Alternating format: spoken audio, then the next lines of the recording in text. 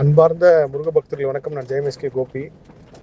கார்த்திகை மாத பௌர்ணமி தியானம் சரியாக தியானம் முடிச்சுட்டு வந்ததுக்கப்புறம் பயங்கரமான மழை, பெரிய மழை. இயற்கையை தியானம் பண்ணுற அளவுக்கு ஒரு சொட்டு மழை கூட இல்லாமல் வச்சுருந்ததுக்கு உண்மையிலே பிரபஞ்சத்துக்கு நன்றி சொல்லும். நிறைய பேர் கமெண்ட்லேயும் எனக்கு மெசேஜ்லையும் கேட்டிருக்கேன், கீழே துண்டு போட்டு தியானம் பண்ணுறீங்களே, நேரடியாக தரையில் உட்காந்து பண்ண முடியாதா, மண்ணில் உட்காந்து பண்ண முடியாதான்ட்டு. எப்பயுமே இந்த பிரபஞ்ச சக்தியை நம்ம தொடணும், அதை உணரணும் அப்படின்னா நீங்கள் தரைக்கும் உங்களுக்கும் எப்பயுமே ஒரு கனெக்டிவிட்டி இல்லாமல் இருக்கணும்.